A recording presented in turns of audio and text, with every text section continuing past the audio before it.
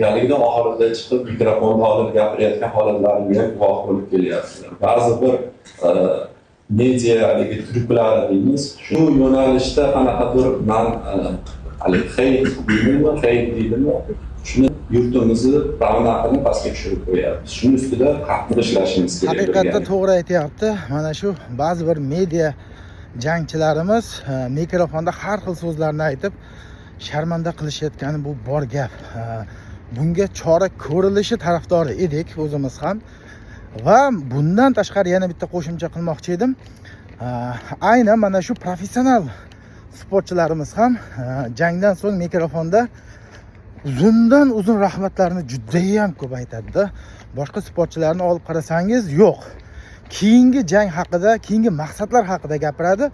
Ikki og'izda meni qo'llab-quvvatlagan barchaga rahmat, trenerimga va qo'llab-quvvatlagan barchaga rahmat deb turib, keyingi rejalari haqida gapirsa, bu qiziq. Uni rahmatlari mana shu UFC deymizmi, MMA'ni boshqa nufuzli turnirlarda deymizmi, qiziq emas.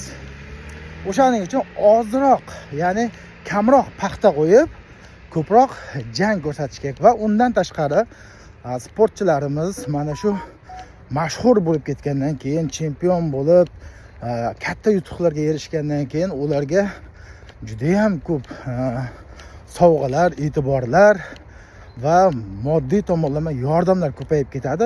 Uni o'rniga mana shu mashhur bo'lishdan oldin ko'proq yordam bersa, mana shu sportdan tashlab ketmasdan mana shu sportchilar ham ko'payardi.